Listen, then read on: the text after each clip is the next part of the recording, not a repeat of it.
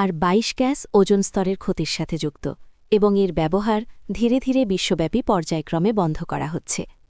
১৯৯০-এর দশকে Montiel protocol নামক একটি আন্তর্জাতিক চুক্তি ওজোন স্তরকে রক্ষা করার লক্ষ্যে এইচসিএফসি সহ ওজোন ক্ষয়কারী পদার্থের ব্যবহার কমানোর চেষ্টা করে।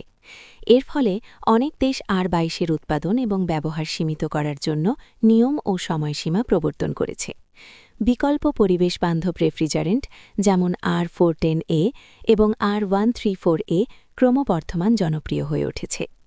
আর-২২ গ্যাসের ব্যবহার কমানোর জন্য অনেক পুরানো সিস্টেমগুলি আপগ্রেড বা প্রতিস্থাপন করা হচ্ছে এবং নতুন সিস্টেমগুলি বিকল্প রেফ্রিজারেন্ট ব্যবহার করার জন্য ডিজাইন করা হয়েছে। এটি পরিবেশের উপর ইতিবাচক প্রভাব ফেলছে, কারণ এটি ওজোন স্তরের সুরক্ষা এবং জলবায়ু পরিবর্তন মোকাবেলায় সহায়তা করছে। কিছুদিন পর হয়তো একেবারেই এই আর-২২ গ্যাস বিলুপ্ত ঘোষণা করা হবে।